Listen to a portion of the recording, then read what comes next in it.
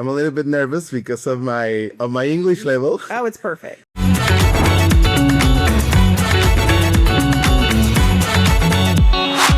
Welcome back to This Might Be a Bad Idea, where love, life, and chaos collide. I'm Erica, your host, and I'm Jeff, the other host. I usually do all the heavy lifting. yeah, never. Anyway, we're here today with our host and partner, Pablo. Pablo, can you tell us a little bit about who you are, what you do, and how long you've been doing pest control here in Yucatán? Of course. Thanks for having me. I'm very happy to have this opportunity. I'm a little bit nervous because of my English level. Oh, it's perfect. You need to know that it's as I told you before we start, it's my second activity, big activity for me that I do in English. Be nice with me if I have a couple mistakes. Oh yeah, you're perfect. It's better than both our Spanishes. So. Well, your Spanish is very good, and I know that you do your efforts on practicing, so that's good. My name is Juan Pablo Pasarelli, and I have been doing pest control services since 2019. It's already 7 years. I studied science, so it has been good. This trail that we've been following on the pest control services. It's a little bit of a challenge here in Yucatan, but we have made to manage it out, and it's been a good business having all this opportunity with all the foreigner community and all the national community, and more here in Yucatan that we are having this big growing of the city. So yeah, and yeah, it's very cool to being on these pest control services. We are always learning new things because every house and every client is a different story. So you started in 2019. What was the shift? How did you get into it? My mother and my father. Well, first my mother opened a business here in Yucatan in the 90s. So and my father worked in another type of business. It was before HSBC. There was this bank called Vital, and my father worked in this bank. But the business of my mother, that was Mr. Killer. That was the name of the business. Mr. Killer? Yeah, it was a big spider on the logo. So it's very funny. The business was growing a lot, and my mother asked my father to start to get involved in the business. And then my father stopped the banking thing and started in the pest control business, and they grew a lot. So my brothers and I, we had the opportunity of learning how to do pest control since we were kids. Actually, my brother has his own business of pest control service in Mexico, in the Mexico City. So yeah, it's we know how it's family business. That's right. Yeah, we don't inherit the business, but we knew how to do it. So that's why we started it. And yeah, before COVID, I was doing another services that I do. I also work on refrigeration. I also do upholstery cleaning. But then I had a terrible bad COVID. And then I decided to do something else because, business needs to grow. So then I decided to start the extermination service. Get back into the family business. Yeah. So that's the thing. So how did you grow it? I know you seem to be a big part of the expat community now. Mm-hmm. How did you grow that business? Growing the business, it was a matter of being constant on the work and make a good quality service. Mm-hmm. And at the beginning, I wasn't so into that. I was just getting the business done, getting the pest control service done. But when the time I started to get involved into this, how to do better quality service, how to give my clients a better experience with the service, how to give better results. And that's the moment when I start to get in the good quality chemicals and products. And that's a thing that made a difference between all the business that we have in Yucatan, all the pest control business and e-control, because we started to get involved with the agroecological labs in Mexico and to see who sell the best options for our clients. Okay. And when we start to growing more, because we started to use better quality products, natural products, and also green line or green label products. That's the difference, that a lot of people use green label products, but not all of them. So that made a huge difference in us, that the foreigner community was looking for better options and better products. So that made us go into a next level. I could say, if in a right answer, I would say using better quality products. That's the point when your business goes to the next step. Yeah, behind that's the line. the one question I see from a lot of people. They are like, there's a lot of people out there doing pest control, but they want, pest control that's not either going to stain their house, it's not going to be harmful to their animals. So they're looking for somebody that's going to still take care of their home while still resolving the problem. So, I mean, when people call you, what's the, usually the immediate thing that they're looking for when they're asking for help? It's really funny because we can have a lot of types of calls. You can have like a panic call, and you can have like a regular prevention call. What it's a pest? It's more a concept than a definition. Pest is more related with the tolerance level. When they found tarantulas, tarantulas are one of the most peaceful animals that you will ever find. Right. And people think are very aggressive. And it's very funny also because a lot of the products that are on the market doesn't work for Sylvester fauna. Doesn't work for snakes, doesn't work for possums, doesn't work for tarantulas, doesn't work for iguanas and geckos.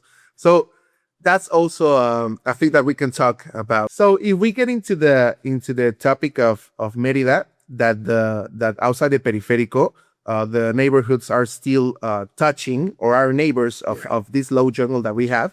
It's very easy. On the inside the Periférico, you can see in your house a lot of one type of pest. Maybe you have a lot of ants. Maybe you have a lot of roaches. Yeah. Maybe you have a lot of flies and mosquitoes. But outside, like here in Concal, you can have a little bit, but of a lot of things.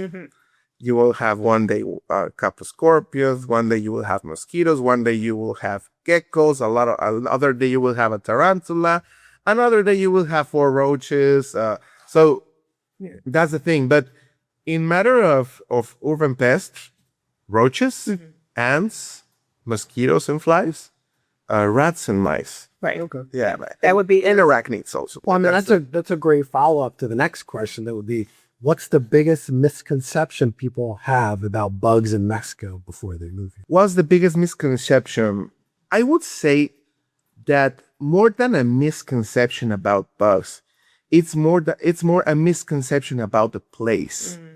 Yeah, it's very interesting, and that's why I love that question, because it's very related to what people think about Mexico. Yeah. Mexico is a place that has 5 types of climates, 5 types, and a lot of types of ecosystems. And the one that you are moving here in Yucatan, it's a low jungle, so you need to be prepared for the tropic, for the tropic and for the tropical place and the tropical issues. Yeah, that's right. Because not also we have the misconception about the bugs, we have the misconception about the weather.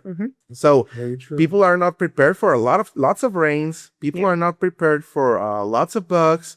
People are not prepared for lots of humidity. Humidity is a thing, I mean, I don't know if you have struggled with humidity already. I mean, I have to say I haven't, and I'm surprised about that. I think, say going to like Florida, Walks in the middle of the day when it's hot outside. yeah, I mean, I don't, to be honest with you, I think the only thing that would annoy me is just breathing in the actual hot air. Yeah, With issues with that. But so far, I've lived here, 6, 7 months. I've had no issues. Nothing that's bothered me so far. Well, so you're talking about the humidity on your body. I mean, in your house. Oh, yeah. Yeah. Yeah, I mean, so we do. I have a humidity alarm. So when it gets over the certain humidity, my alarm goes off and it kicks on the dehumidifier and out. Oh, that's great. Well, it depends on which type of problem do you have in your house. Surely needs to be done every 2 months, because almost all the products last from 1 to 2 months.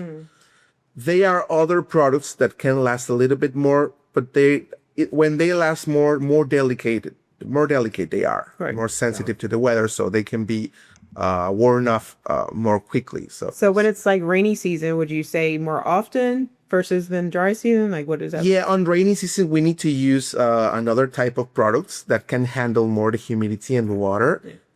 Then in hot seasons, we can use another type of products. We have a lot of, you know, pest control services are very, very related, like a doctor and like a medicine type of work, because we need to, as a doctor, we need to do an inspection first.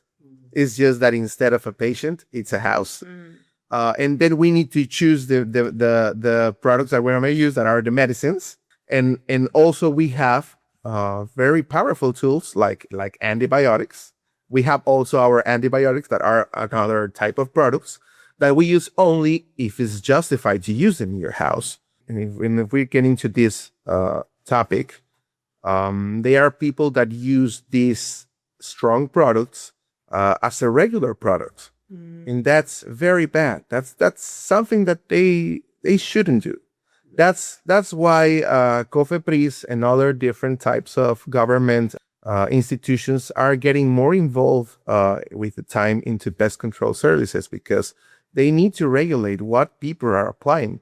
And that is also a thing why we had this big growth on e-control, because we love to explain our clients what we are applying in your house. That's, for us, that's our first point that we need to do, that the client knows exactly what we are going to apply.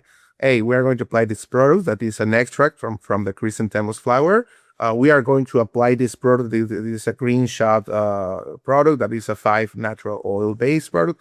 We are going to apply this type of paste on the bait in the kitchen that is made of avamectina, but avamectina is it's not so aggressive. Actually, avamectina is used to kill worms on pets. Oh, okay. Yeah, so we need to explain to people what we are going to apply in their houses. So that is also a point why we have a very big growing on the business, because we love to explain. Yeah, and that's one thing that I loved about working with you, is we had someone, we actually had 2 people who came to our home and did pest control. And, just sprayed, and I didn't really know what they did. And because we saw trails and trails of ants coming into the house like nonstop. I was like, this is crazy. Yeah. And then I was on an expat group, and somebody wrote your name, and I was like, okay, let me try out. And you came, and then you just explained everything. And I was just like, and I love that about your service is that I want to understand what's happening. So, we can either fix or do whatever. And, I want to know what's being applied to, because we do have animals too. And, and just getting along with you has been great. And you've been very helpful, not just about pest control, but everything else, welcoming us to Mérida, because this is, we're immigrants to this country. Yeah. So these people that apply, sometimes they don't know what they are applying. Sometimes what happens is that we hire people. Yeah, it's so dangerous. So that's why we need to be very careful of when we hire. Saying that too, there's a lot of people who self-service their own homes. So what do you say about that? They can do it if it's a natural product. If you get sure it's a natural product, I would recommend only if you're going to use it in house and you are going to do your own pest control on an intern way. I will recommend that you use all the house remedy products. Sometimes the cinnamon works for ants. Sometimes the soap works for ants. Ants are very delicate, but still a house remedy. It's not like a good remedy. Yeah. Yeah, you can make also your natural pesticide. Maybe you can use tobacco, garlic. We have here a plant that is called neem. We have neem oil. Perfect. The neem oil is perfect for this. But that is more like a repellent. Yeah, it's more it's not like a 100% solution for your house. Yeah. But if you're gonna use it, just put your jeans, put your boots, put your mask, and your hat and your gloves. With that, you can do it in your home. If you are gonna apply industrial chemicals, it's better to hire a company that knows what they are doing. Of course. Yeah. Again, talking about, people doing stuff on their own. So what mistakes do you see homeowners, cause more problems with bugs and make it worse over time? Definitely. Well, every family has their habits, and it's part of our work not to judge about what practices they do. Right. But yes, at the end in our invoice, we give the families some advices of what they can do to improve to get rid of the practices that can get rid of the bugs. One of them is dishes. So yeah, washing the dishes is the dishes. told you, yes. Of course, Jeff, you know that.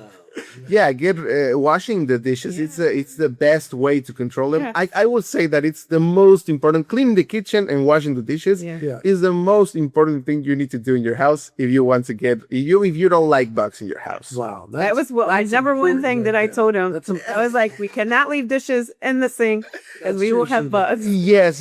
And also, you wash the dishes and there is some food leftovers in the drain. Yeah. You need to throw them, put it in a bag, or you need to have your tiny basket for organic things and you can put it over there.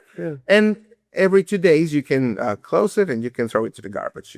I also make him pour hot water down the sink. Oh, yeah, that's very good. That's very good. Morning I do that. Yeah. Eating in the rooms, having lunch in your bedrooms, that's a very bad idea.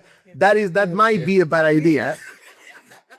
I think we've ran into that before. Yeah. So To myself and my crumbs being on. Yeah. yes, and sometimes we have very microscopical crumbs that Yes. we don't see. But one drop of any type of liquid, I mean, one drop of sugar, one drop of oil, one drop of fat, it can be for 90 ants. Yeah, they're on a mission. Yeah. They're not them. I mean, Yes. So you need determination impresses me. and the ants work in a colony. Yeah. Yeah, they do. They have exploders. They are always looking for new places. So what and they have a very good perception. So they are gonna find your food and they're gonna find your drops that you leave in your bed or in your. And I have had cases of ants in the bed, and you don't want to have that. You don't get it's a mess when you. I wouldn't want that. Yeah. I have seen things, guys.